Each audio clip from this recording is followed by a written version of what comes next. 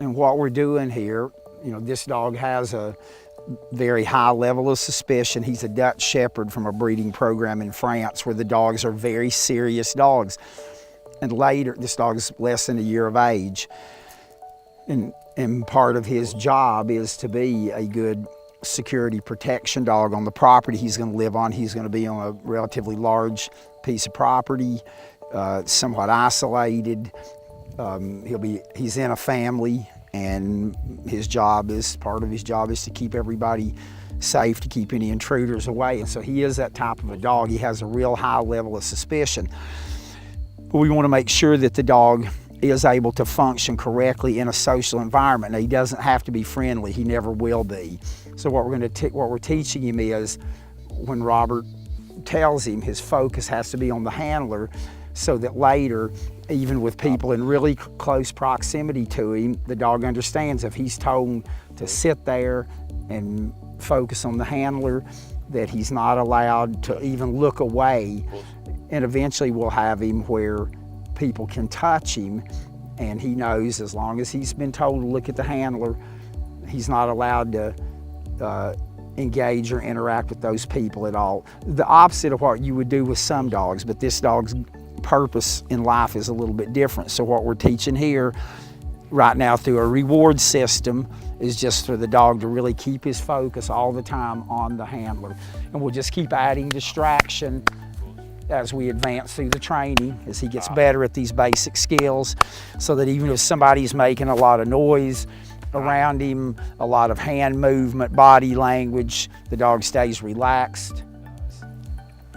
So we've been working on this for a couple of sessions with me, and the dog's familiar with me. So what we start doing now is we'll start gradually adding other people to the picture. Nothing extreme at first, just even the presence of the person. This dog's going to be very aware of that.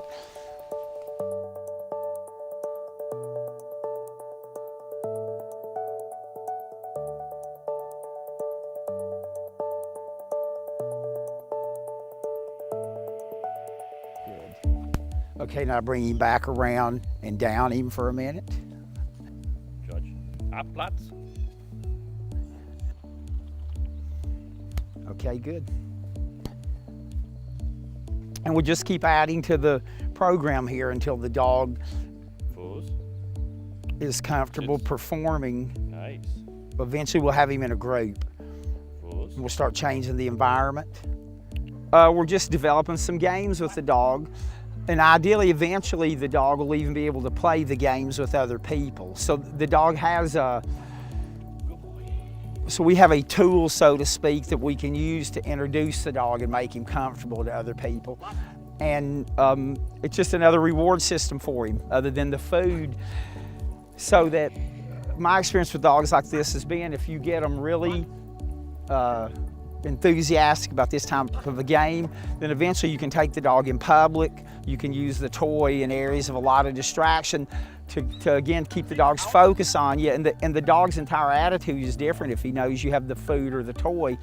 We want this dog to learn to be at ease, more relaxed around people. So he needs to have some options other than sitting or lying around and looking at the people around him and being suspicious and wondering if something could go wrong here. He has this option of playing, of getting the food rewards.